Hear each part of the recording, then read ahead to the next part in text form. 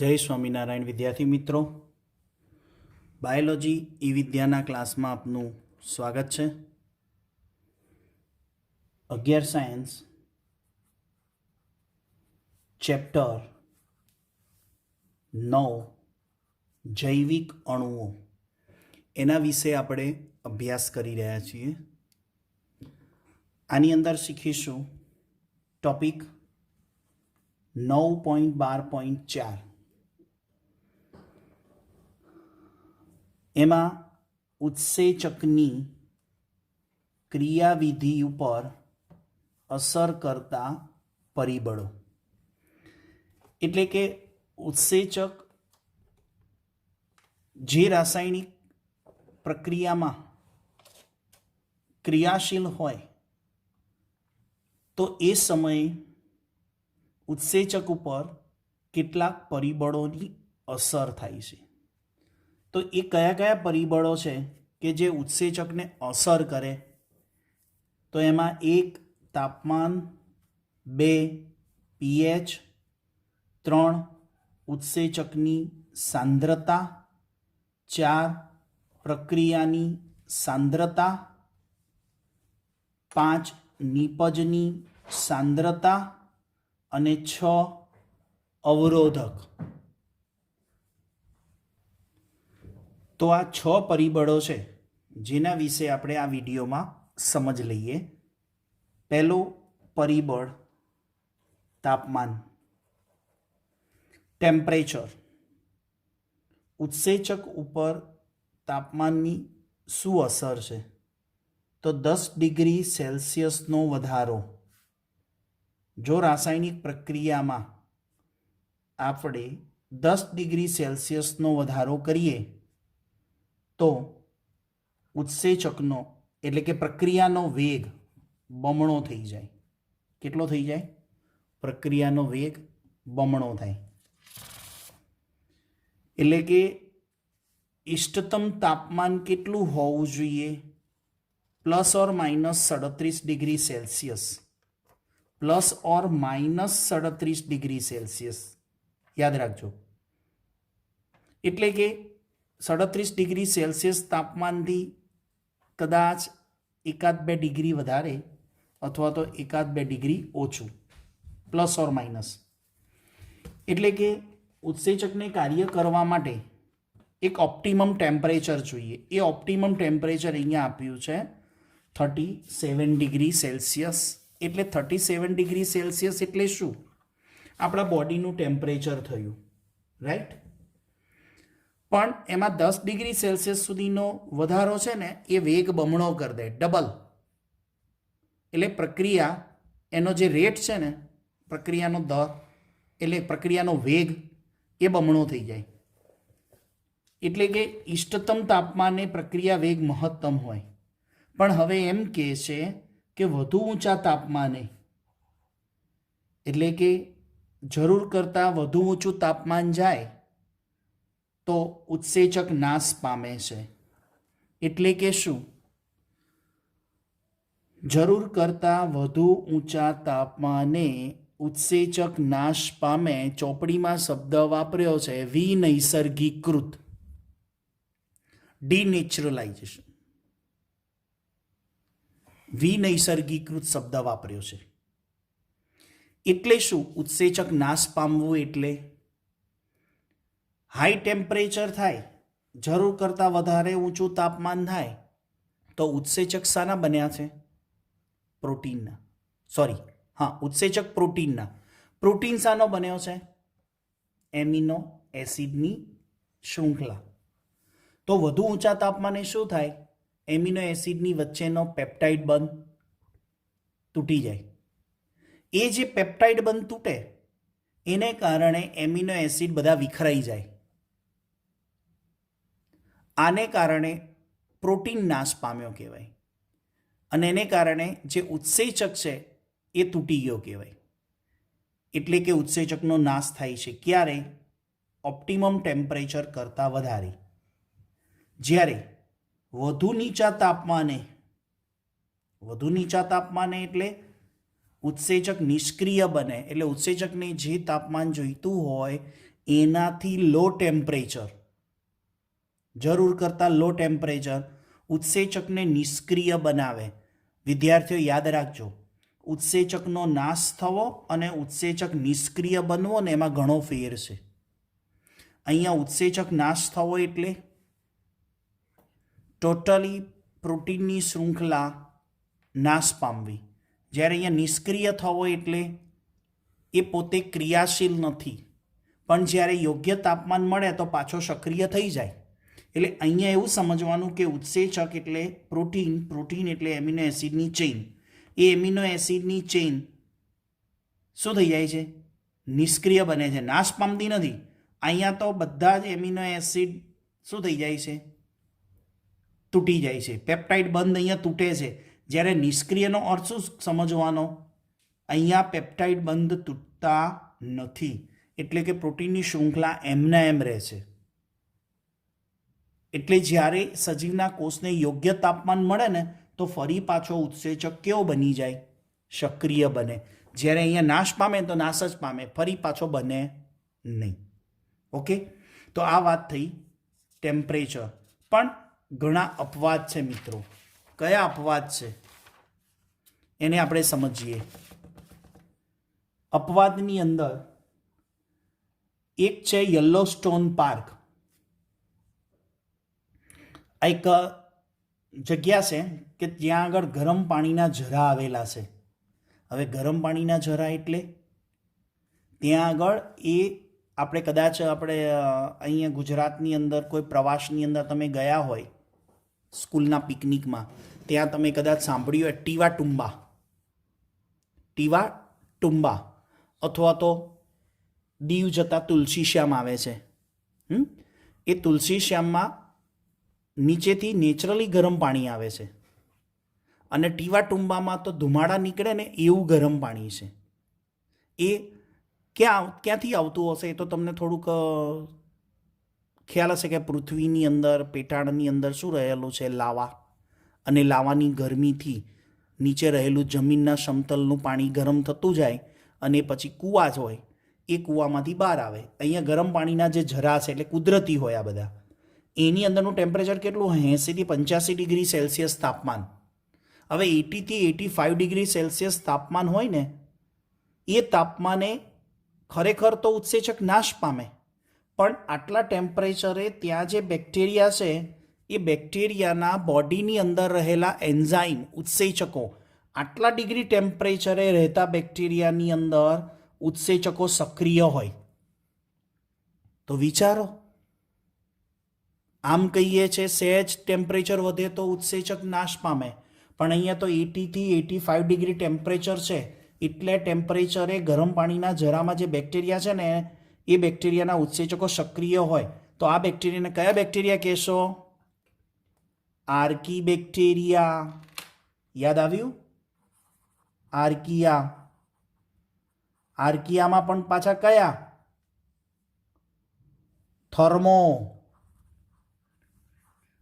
Thermo એસિડોફિલસ નામ હતું, એને આપણે બે જુદું પાડી દઈએ. થર્મોફિલસ બેક્ટેરિયા, કેમ કે એ 80 થી 85 ડિગ્રી ટેમ્પરેચરે એમના બોડીના ઉત્સેચકોને કોઈ નુકસાન થતું નથી. બીજો અપવાદ, ઠંડા બરફ પ્રદેશમાં. હવે ઠંડા બરફ પ્રદેશમાં એટલે જ્યાં ટેમ્પરેચર કેટલું હોય? 0 ડિગ્રી અથવા 0 ડિગ્રીથી નીચું તાપમાન હોય. ત્યાં આગળ પણ સજીવો અસ્તિત્વમાં છે. કયા? નીલહરિત લીલ. નીલહરિત લીલ એટલે કે બ્લુ ગ્રીન આલ્ગી, BGA. કઈ આવે નીલહરિત લીલમાં? બ્લુ ગ્રીન આલ્ગીમાં કોણ આવે? નોસ્ટોક અને એનાબીના જેવી લીલ. એ નોસ્ટોક અને એનાબીના જેવી લીલ છે ને એ 0 ડિગ્રી સેલ્સિયસ તાપમાને જીવિત રહે, -ડિગ્રી ટેમ્પરેચરની અંદર જીવિત રહે. તો એ -ડિગ્રી ટેમ્પરેચરમાં એ સજીવો કેમ જીવિત હોય? કેમ કે એ કેમ ચયાપચય કરતા હોય? કારણ કે એ ચયાપચય ક્યારે શક્ય બને? એમના શરીરના ઉત્સેચકો એ 0 ડિગ્રી સેલ્સિયસ તાપમાને સક્રિય હોય. તો વિચારવા જેવું છે. આવું કેમ? તો અહીંયા હું એક શબ્દ લખું છું, અનુકૂલન. એ લોકોએ એ ટેમ્પરેચરમાં અનુકૂલન પામેલા હોય. તો આ એક ગ્રાફ ઉપરથી આપણે ટેમ્પરેચરને ઉત્સેચક સાથેનો સંબંધ સમજી શકીએ કે જો અહીંયા તાપમાન છે, એક્સ અક્ષ ઉપર, વાય અક્ષ ઉપર ઉત્સેચક છે. તાપમાન વધતાની સાથે ઉત્સેચકની સક્રિયતા પણ અમુક હાઈ ટેમ્પરેચર થઈ જાય ને પછી જુઓ ઉત્સેચકની સક્રિયતા ડાઉન આવે છે. એનો અર્થ ઉત્સેચક કેવા બનતા જાય? અક્રિયાશીલ. પણ વધુ ઊંચા તાપમાને તો ઉત્સેચક નાશ પામે છે. આ વાત થઈ તાપમાનની ઉત્સેચક ઉપર અસર. બીજું છે ઉત્સેચક ઉપર અસર કરતું પરિબળ પીએચ. હવે દરેક ઉત્સેચક એક ઓપ્ટિમમ પીએચે કાર્ય કરે. ઓપ્ટિમમ પીએચ એટલે એને અમુક પીએચ મળે તો જ સક્રિયતા બતાવે. એટલે કે ઓપ્ટિમમ પીએચ એટલે જે પીએચ માધ્યમમાં સક્રિયતા દર્શાવે એ પીએચને શું બોલાય? ઇષ્ટતમ પીએચ. ઉત્સેચકને કાર્ય કરવા માટે એક ચોક્કસ પીએચ જોઈએ. હવે ઇષ્ટતમ પીએચમાં વધારો થાય એટલે કે જરૂર કરતાં પીએચમાં વધારો થાય તો ઉત્સેચકની ક્રિયાશીલતા ઘટી જાય.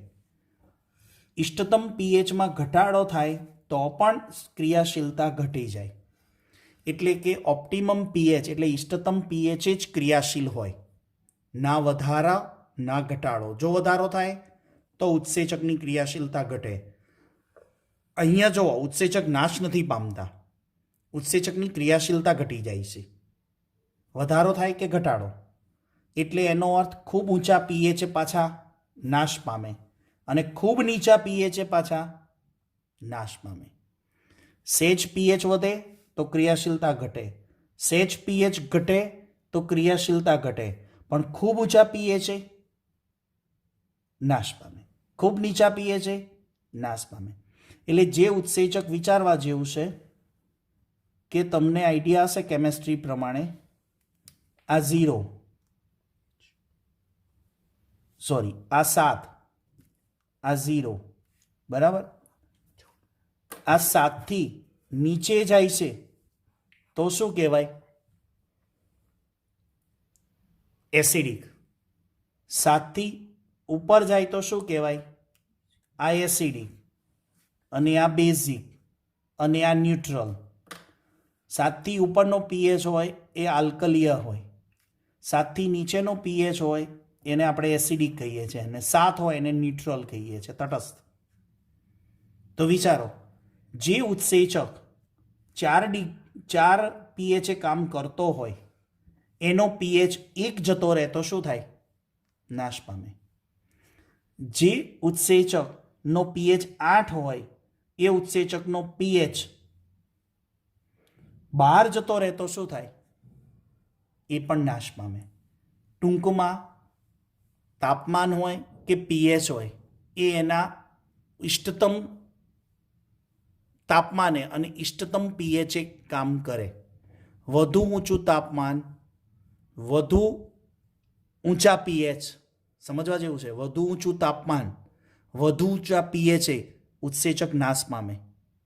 વધુ નીચું તાપમાન ઉત્સેચક નિષ્ક્રિય બને, પણ ખૂબ નીચા પીએચે ઉત્સેચક નાશ પામે. ઉદાહરણ તરીકે સમજીએ, પેપ્સિન નામનો ઉત્સેચક છે જે ક્યાં છે? આપણા જઠર રસમાં, પ્રોટીનના પાચન માટે. એ જઠર રસમાં પેપ્સિન છે ને એનો પીએચ જુઓ કેટલો છે? તો આપણા જઠરની અંદર મંદ HCl આવે છે બરાબર. એ મંદ HClને કારણે જઠરનું વાતાવરણ એટલે કે જઠરરસ કેવો બને? એસિડિક. અને એ પેપ્સિન એસિડિકમાં સક્રિય છે. જ્યારે ટ્રિપ્સિન જે પકવાશયમાં સ્વાદુરસ અને પિત્તરસ,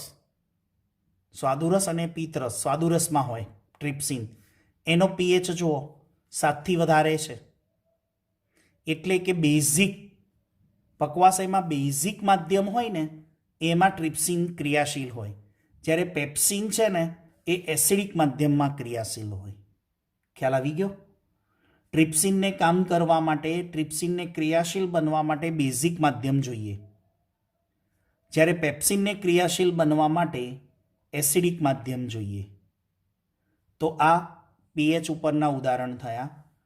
પણ નોંધ છે વિદ્યાર્થીઓ, મોટા ભાગના કોષાંતરીય ઉત્સેચકો, કોષાંતરીય એટલે શું થયા?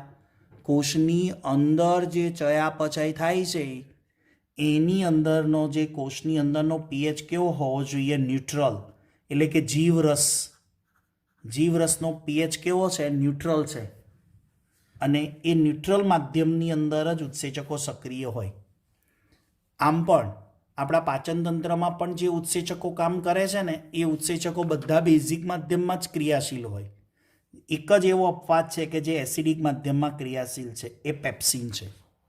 તો આ પીએચ ઉપરની અસર થઈ ઉત્સેચકો પર. હવે ઉત્સેચકની સાંદ્રતા. ઉત્સેચકની સાંદ્રતા એટલે શું? સાંદ્રતાનો અર્થ શું કરશો? ઉત્સેચકની માત્રા. શું કહીએ? ઉત્સેચકની માત્રા.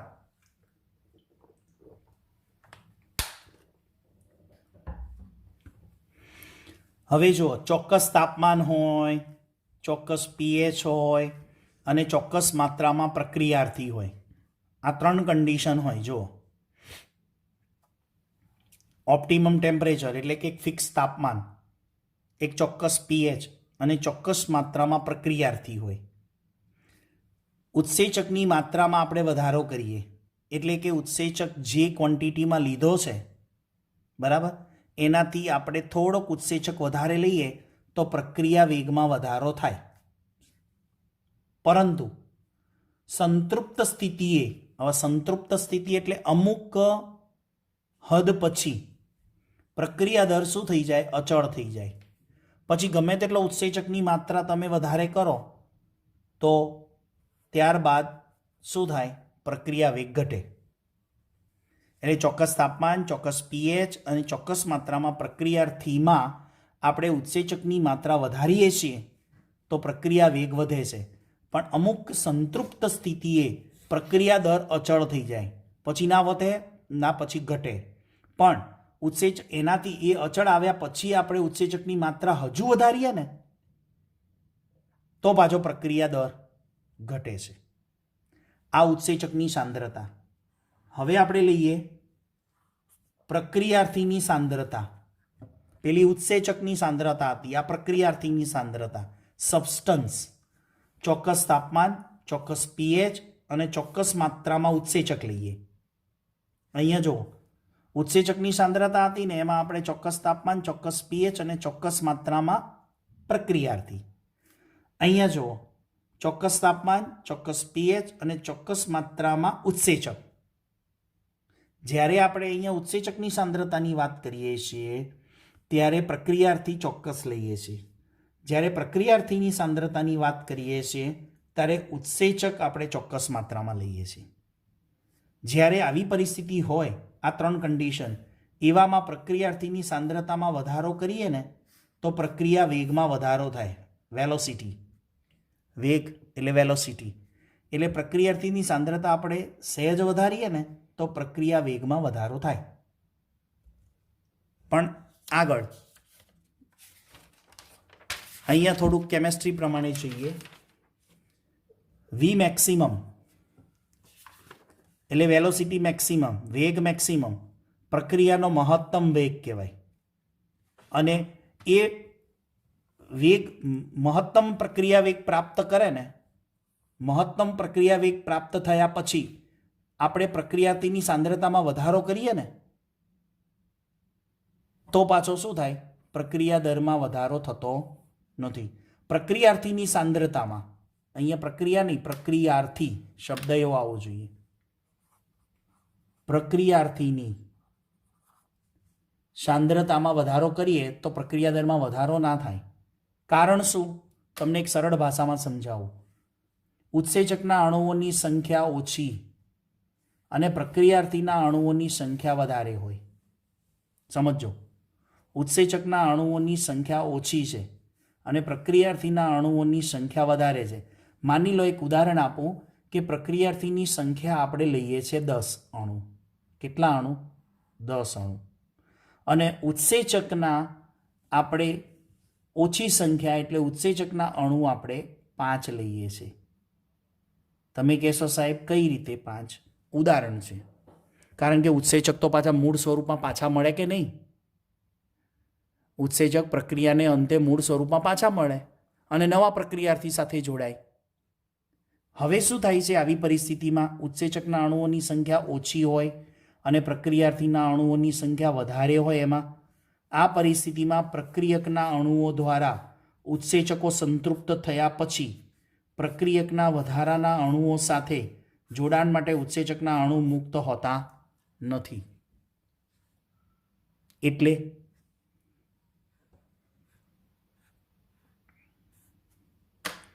આ ઉત્સેચક આ પ્રક્રિયાર્થી આ ઉત્સેચક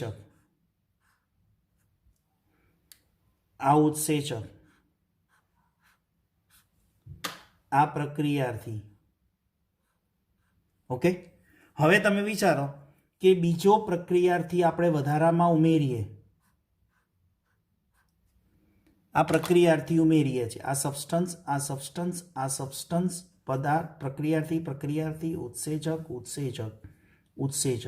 આ સેન્ટેન્સને સમજવા માટે મેં દોર્યું. પ્રક્રિયાર્થીના અણુઓ દ્વારા ઉત્સેચકો સંતૃપ્ત થઈ ગયા એટલે આ પોર્શન, આ ઉત્સેચક પ્રક્રિયાર્થી સંકુલ બની ગયું, આ ઉત્સેચક પ્રક્રિયાર્થી સંકુલ બની ગયું, આ ઉત્સેચક પ્રક્રિયાર્થી સંકુલ બની ગયું. હવે કહે છે કે ઉત્સેચકો સંતૃપ્ત થયા પછી પ્રક્રિયાના વધારાના અણુઓ, તો આ પ્રક્રિયાના વધારાના અણુઓ સાથે જોડાણ માટે ઉત્સેચકના અણુઓ મુક્ત હોતા નથી. દેખાય જ તમને ક્યાંય? હવે આ પ્રક્રિયાથી આપણે વધારાનો ઉમેર્યો છે પણ એની સાથે ઉત્સેચકના અણુઓ તો છે જ નહીં. સમજણ પડી? અહીંયા આપણે 10 અણુઓ છે, એની સામે 5 ઉત્સેચક છે, પણ પ્રક્રિયાર્થીના અણુઓ આપણે 15 કરી દઈએ કે 20 અણુ કરી દઈએ તો શું થાય? એની પાસે ઉત્સેચક હોતા નથી, એટલે ES કોમ્પ્લેક્સ બને નહીં. એટલે વધુ પડતા પ્રક્રિયાર્થીઓ નાખવાથી, વધુ પડતા પ્રક્રિયાર્થી ઉમેરવાથી પ્રક્રિયા દરમાં વધારો થતો નથી. આપણને એમ હોય કે વધારે પ્રક્રિયાર્થી નાખી દઈએ તો પ્રક્રિયા દરમાં વધારો થઈ જાય. ના, એનું સાપેક્ષતા પ્રમાણ જોઈએ. ઉત્સેચક અને પ્રક્રિયાર્થી બંનેની સાંદ્રતાની એક સાપેક્ષતા હોય. ના ઉત્સેચક વધારે ચાલે, ના પ્રક્રિયાર્થી વધારે ચાલે. તો આ થયું પ્રક્રિયાર્થીની સાંદ્રતા ઉપર. તો હવે આગળ ઉત્સેચક ઉપર અસર કરતા પરિબળોમાં નિપજની સાંદ્રતા અને અવરોધક પ્રક્રિયાર્થીની સાંદ્રતા, નિપજની સાંદ્રતા અને અવરોધક. હવે કયા પોઈન્ટ રહ્યા આપણી પાસે? 2 પરિબળો રહ્યા, નિપજની સાંદ્રતા અને અવરોધક.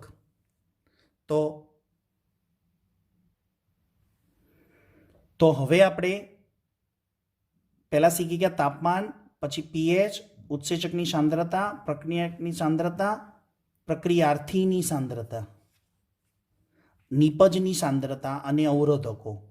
હવે આપણે સમજીએ નિપજની સાંદ્રતા અને અવરોધક. આ પરિબળો કઈ રીતે ઉત્સેચકની ક્રિયાવિધિ પર અસર કરે છે એને હવે આપણે આગળ સમજીએ. તો નેક્સ્ટ ઉત્સેચકને અસર કરતા પરિબળની આપણે સમજ લઈએ. 5મું પરિબળ નિપજની સાંદ્રતા. આગળ જોઈ ગયા પ્રક્રિયકની સાંદ્રતા, ઉત્સેચકની સાંદ્રતા અને હવે નિપજની સાંદ્રતાની વાત કરવી છે. તો જે રાસાયણિક પ્રક્રિયા ચાલે છે એ માધ્યમમાં નિપજની સાંદ્રતા છે, એ નિપજની સાંદ્રતા વધે તો પ્રક્રિયા દર ઘટે છે. એટલે કે જેમ નિપજ ઉત્પન્ન થાય એ નિપજને બહાર પ્રક્રિયામાંથી બહાર કાઢી લેવી પડે. એટલે કે ઉત્પન્ન થતી નિપજની સાંદ્રતા એટલે કે સાંદ્રતા એટલે નિપજની ક્વોન્ટિટી એ જો વધતી જાય ને તો પ્રક્રિયા દર ઘટે છે. છઠ્ઠું પરિબળ છે જે ઉત્સેચકને અસર કરે છે ઇનહિબિટર. ઇનહિબિટર મીન્સ અવરોધક. અવરોધક એ ઉત્સેચકીય પ્રક્રિયાના દરમાં ઘટાડો કરતો પદાર્થ. એક ઇનહિબિટર એનો સિમ્બોલ છે આઈ. એ ઉત્સેચકની પ્રક્રિયામાં એનો જે દર છે ને એમાં વચ્ચે અવરોધ લાવે માટે એને અવરોધક કહેવાય. એટલે કે પ્રક્રિયા દર ઘટાડે છે. આ અવરોધકના અણુઓ ઉત્સેચકના બંધારણને નુકસાન કરે. કાં તો ઇનહિબિટર શું કરશે? ઉત્સેચકનું જે તૃતીયક બંધારણ છે, તૃતીયક સ્વરૂપ છે એને નુકસાન કરશે. અથવા શું કરશે? ઉત્સેચકના ક્રિયાશીલ સ્થાન સાથે જોડાઈને ક્રિયાદરમાં ઘટાડો કરે. સમજવા જેવું છે. અવરોધકો ઉપર આખી ટૂંકનો જ છે પાછળ. ઇનહિબિટર ઉત્સેચકનું બંધારણને નુકસાન કરે, કાં તો પછી એ ઉત્સેચકના ક્રિયાશીલ સ્થાન સાથે જોડાઈ જાય. હવે ઉત્સેચકના ક્રિયાશીલ એક્ટિવ પ્લેસ ઉપર કોણ જોડાય? સબસ્ટન્સ. પણ આ અવરોધક પહેલાં આવીને બેસી જાય તો શું થાય? પ્રક્રિયા દરમાં ઘટાડો થાય. જો એક સમજ આપું.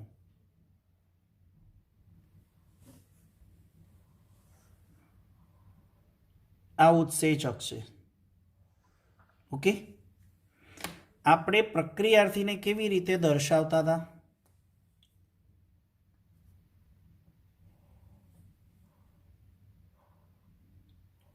આ સબસ્ટન્સ છે, બરાબર? આ એન્ઝાઇમ છે. ઓકે, આ એક્ટિવ પ્લેસ સક્રિય સ્થાન છે કે જેની સાથે પ્રક્રિયાર્થી જોડાય. અહીંયા આપણે નામ લખી દઈએ પ્રક્રિયાર્થી. આ છે ઉત્સેચક. હવે આ અવરોધક છે ને એ ઉત્સેચકનું બંધારણ બગાડે એટલે કે આ એક્ટિવ સ્થાનને ડિસ્ટર્બ કરી દે. આ એક્ટિવ સ્થાન છે ને સક્રિય સ્થાન એ એવું ડિસ્ટર્બ થાય એટલે કે એનું સ્વરૂપ એવું બદલાઈ જાય જેથી પ્રક્રિયાથી જોડાઈ ના શકે. કાં તો પછી શું કરશે? એ અવરોધક પોતે અહીંયા જોડાઈ જશે. એ કેવો હોય?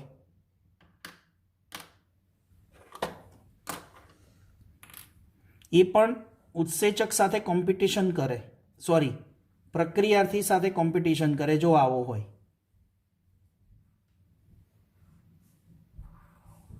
દેખાય છે? આને કહીશું આપણે ઇનહિબિટર આઈ. હવે જો આ જગ્યા જો અવરોધકની, એની અને ઉત્સેચકને આ સ્થાન, અવરોધકનું આ સ્થાન અને ઉત્સેચકનું આ સ્થાન અને પ્રક્રિયાર્થીનું આ સ્થાન. તો અહીંયા કોણ આવી ગયું? ઇનહિબિટર આવી ગયો. એટલે અહીંયા પ્રક્રિયાર્થી જોડાઈ શકશે નહીં. અને આ અવરોધક પહેલાં જોડાઈ ગયો એટલે પ્રક્રિયાર્થી જોડાશે નહીં એટલે પ્રક્રિયા દરમાં શું થાય? ઘટાડો. આવા અવરોધકને શું કહેવાય ખબર હે? પ્રક્રિયાર્થીનો કોમ્પિટિટર કહેવાય. આના પછીની ટૂંકનોંધમાં છે અવરોધકો બે પ્રકારના હોય, એક બિનહરીફ અને એક પ્રતિસ્પર્ધી. એક પ્રક્રિયાર્થી સાથે કોમ્પિટિશન કરે અને બીજો અવરોધક એવો છે જે કોમ્પિટિશન કરતો નથી. અહીંયા એના ઉપરથી જ ખબર પડે આ જે બંધારણને નુકસાન કરે છે ને એ કોઈ એવા પ્રકારનો અવરોધક છે કે જે પ્રક્રિયાર્થી સાથે હરીફ બનતો નથી, કોમ્પિટિશન કરતો નથી. જ્યારે અહીંયા ક્રિયાશીલ સ્થાન સાથે જોડાઈને પ્રક્રિયાર્થી સાથે શું બનાવે? કોમ્પિટિશન બનાવે. કોમ્પિટિશન એટલે ખબર પડી ગઈ ને કે અહીંયા પ્રક્રિયાર્થીને જોડાવાનું છે, એની જગ્યાએ કોણ જોડાઈ ગયું? ઇનહિબિટર જોડાઈ ગયો. તો પ્રક્રિયાર્થી એટલે કે આપણી પ્રક્રિયા વેગ શું થઈ ગયો? ઘટી ગયો.